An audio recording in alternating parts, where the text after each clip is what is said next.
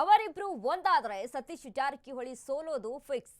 2028ರ ಯಮಕನ ಮರಡಿ result ಬಗ್ಗೆ ಸ್ಫೋಟಕ ಭವಿಷ್ಯ. ಅವರಿಬ್ರು ಒಂದಾದ್ರೆ ಸತೀಶ್ ಜಾರಕಿಹೊಳಿ ಸೋಲೋದು ಫಿಕ್ಸ್. 2028ರ ಯಮಕನ ಮರಡಿ ರಿಸಲ್ಟ್ ಬಗ್ಗೆ ಸ್ಫೋಟಕ ಭವಿಷ್ಯ. ಸತೀಶ್ ಜಾರಕಿಹೊಳಿ ಅಡ್ಡಾದಲ್ಲಿ ನಿಂತು ರಮೇಶ್ ಕತ್ತಿ ಭವಿಷ್ಯವನ್ನ ನುಡಿದಿದ್ದಾರೆ. ಮಾರು ಅಷ್ಟಗಿ ಬಸವರಾಜ ಹುಂದ್ರಿ ಒಂದಾದ್ರೆ ಸಾವುಕಾರ. ಕಳೆದ ಬಾರಿಯ ಒಂದಾಗಿದ್ರೆ ಇಷ್ಟೊತ್ತಿಗೆ ಮನೆಯಲ್ಲಿ ಇರ್ತಿದ್ರು ಸತೀಶ್. ಈಗಲಾದ್ರೂ ಇಬ್ಬರು ಒಂದಾಗಿ ಚುನಾವಣೆ ಎದುರಿಸಿ ಅವ ಸೋಲೋದು ಫಿಕ್ಸ್. ಬರುವ 2028ರ ಚುನಾವಣೆಯಲ್ಲಿ ನೀವಿಬ್ಬರಲ್ಲಿ ಒಬ್ಬರು ಶಾಸಕರಾಗ್ತೀರಿ. ಬಹಿರಂಗವಾಗಿ ಇಬ್ಬರಿಗೂ ಸಲಹೆ ಕೊಟ್ಟ ಬಿಜೆಪಿಯ ರಮೇಶ್ ಕತ್ತಿ. ಅವರಿಬ್ಬರು ಒಂದಾದ್ರೆ ಸತೀಶ್ ಜಾರಕಿಹೊಳಿ ಸೋಲೋದು ಫಿಕ್ಸ್. 2028ರ ಯಮಕನ ಮರಡಿ ರಿಸಲ್ಟ್ ಬಗ್ಗೆ ಸ್ಫೋಟಕ ಭವಿಷ್ಯವನ್ನ ನುಡಿದಿದ್ದಾರೆ. ಸತೀಶ್ ಜಾರಕಿಹೊಳಿ ಅಡ್ಡಾದಲ್ಲಿ ನಿಂತು ರಮೇಶ್ ಕತ್ತಿ ಭವಿಷ್ಯ. ಮಾರು ಅಷ್ಟಗಿ ಬಸವರಾಜ ಹುಂದ್ರಿ ಒಂದಾದ್ರೆ ಸಾವುಕಾರ ಸೋಲು ಫಿಕ್ಸ್ ಆಗುತ್ತೆ. ಕಳೆದ ಬಾರಿಯ ಒಂದಾಗಿದ್ರೆ ಇಷ್ಟೊತ್ತಿಗೆ ಮನೆಯಲ್ಲಿ ಇರ್ತಿದ್ರು ಸತೀಶ್. ಈಗಲಾದರೂ ಇಬ್ಬರು ಒಂದಾಗಿ ಚುನಾವಣೆ ಎದುರಿಸಿ ಅವ ಸೋಲೋದು ಫಿಕ್ಸ್ ಆಗುತ್ತೆ. ಬರುವ 2028ರ ಚುನಾವಣೆಯಲ್ಲಿ ನಿಮ್ಮಿಬ್ಬರಲ್ಲಿ ಒಬ್ಬರು ಗೆದ್ದೇ ಗೆಲ್ತಾರೆ. ಬಹಿರಂಗವಾಗಿ ಇಬ್ಬರಿಗೆ ಸಲಹೆ ಕೊಟ್ಟ ರಮೇಶ್ ಕತ್ತಿ.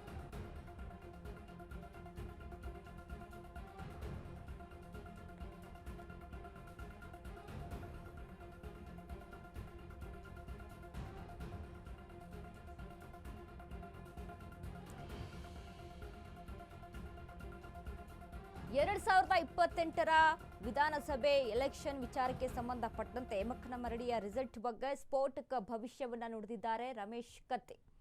ನೀವಿಬ್ರು ಅಂತ ಅಂದ್ರೆ ಮಾರು ಅಷ್ಟಗಿ ಬಸವರಾಜ ಹುಂದ್ರಿ ಒಂದಾದ್ರೆ ಸಾವುಕಾರ ಸೋಲು ಫಿಕ್ಸ್ ಆಗುತ್ತೆ. ಯಾಕಂದ್ರೆ ಅಲ್ಲಿ ಜೆಡಿಎಸ್ ಮತ್ತು ಬಿಜೆಪಿಯ ಓಟು ಡಿವೈಡ್ ಆಗಿತ್ತು. ಹೀಗಾಗಿ ಕಳೆದ ಬಾರಿ ಅಲ್ಲಿ ಒಂದಿಷ್ಟು ಗೊಂದಲಗಳು ಸೃಷ್ಟಿಯಾಗಿತ್ತು.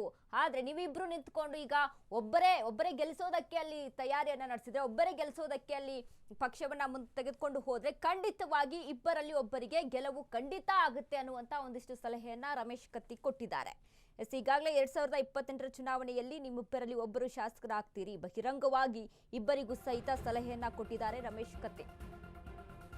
ಅಷ್ಟಕ್ಕೂ 2023ರಲ್ಲಿ ಯಮಕನ ಮರಡಿ ಕ್ಷೇತ್ರದಲ್ಲಿ ಏನಾಗಿತ್ತು? ಬಿಜೆಪಿ ಜೆಡಿಎಸ್ ಕಾಂಗ್ರೆಸ್ ಪಕ್ಷಗಳ ನಡುವೆ ತ್ರಿಕೋನ ಸ್ಪರ್ಧೆ ಇತ್ತು.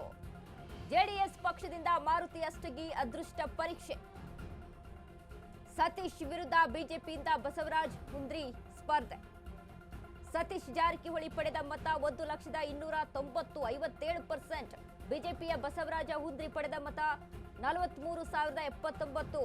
ಜೆಡಿಎಸ್ನ ಮಾರುತಿ ಅಷ್ಟಗಿ ಪಡೆದ ಮತ 19,567 ಮತಗಳು. ಮಾರುತಿ ಕೊನೆ ಕ್ಷಣದಲ್ಲಿ ಜೆಡಿಎಸ್ಗೆ ಜಂಪ್ ಆದ ಕಾರಣ ಅಲ್ಲಿ ಮತ ಡಿವೈಡ್ ಆಗುತ್ತೆ. ಒಂದೊಮ್ಮೆ ಬಸವರಾಜ ಹುಂದ್ರಿಗೆ ಮಾರುತಿ ಸಪೋರ್ಟ್ ಮಾಡಿದ್ರೆ, ಮಾರುತಿ ಅಷ್ಟಗಿಗೆ ಬಸವರಾಜ ಹುಂದ್ರಿ ಬೆಂಬಲಿಸಿದ್ರೆ ರಿಸಲ್ಟ್ ಬೇರೆನೇ ಇರ್ತಿತ್ತು ಅನ್ನುವಂತ ಮಾತನ್ನ ಆಡಿದ್ದಾರೆ. ಅಷ್ಟಕ್ಕೂ 2023ರಲ್ಲಿ ಯಮಕನ ಮರಡಿ ಕ್ಷೇತ್ರದಲ್ಲಿ ಏನಾಗಿತ್ತು? ಬಿಜೆಪಿ ಜೆಡಿಎಸ್ ಕಾಂಗ್ರೆಸ್ ಪಕ್ಷಗಳ ನಡುವೆ ತ್ರಿಕೋನ ಸ್ಪರ್ಧೆ ಏರ್ಪಟ್ಟಿತ್ತು. ಜೆಡಿಎಸ್ ಪಕ್ಷದಿಂದ ಮಾರುತಿ ಅಷ್ಟಗಿ ಅದೃಷ್ಟ ಪರೀಕ್ಷೆಗೆ ಇಳಿದಿದ್ರು. ಸತೀಶ್ ವಿರುದ್ಧ ಬಿಜೆಪಿಯಿಂದ ಬಸವರಾಜ ಹುಂದ್ರಿ ಸ್ಪರ್ಧೆಗೆ ಇಳಿದಿದ್ರು. ಸತೀಶ್ ಜಾರಕಿಹೊಳಿ ಪಡೆದ ಮತ 1,290 ಅಂದ್ರೆ 57% ಮತವನ್ನ ಪಡೆದಿದ್ರು. ಬಿಜೆಪಿಯ ಬಸವರಾಜ ಹುಂದ್ರಿ ಪಡೆದ ಮತ 43,079 ಅಂದ್ರೆ 26% ಮತವನ್ನ ಪಡೆದಿದ್ರು. ಇನ್ನು ಜೆಡಿಎಸ್ನ ಮಾರುತಿ ಅಷ್ಟಗಿ ಪಡೆದ ಮತ 19,567 ಅಂದ್ರೆ 12% ಮತ. ಮಾರುತಿ ಕೊನೆ ಕ್ಷಣದಲ್ಲಿ ಜೆಡಿಎಸ್ಗೆ ಜಂಪ್ ಆದ ಕಾರಣ ಮತ ವಿಭಜನೆ ಆಗಿತ್ತು. ಒಂದೊಮ್ಮೆ ಬಸವರಾಜ ಹುಂದ್ರಿಗೆ ಮಾರುತಿ ಸಪೋರ್ಟ್ ಮಾಡಿದ್ದಲ್ಲಿ, ಮಾರುತಿ ಅಷ್ಟಗಿಗೆ ಬಸವರಾಜ ಹುಂದ್ರಿ ಬೆಂಬಲಿಸಿದ್ರೆ ರಿಸಲ್ಟ್ ಬೇರೆನೇ ಇರ್ತಿತ್ತು ಎಂಬ ಲೆಕ್ಕವನ್ನ ರಮೇಶ್ ಕತ್ತಿ ಮಾತನಾಡಿದ್ದಾರೆ.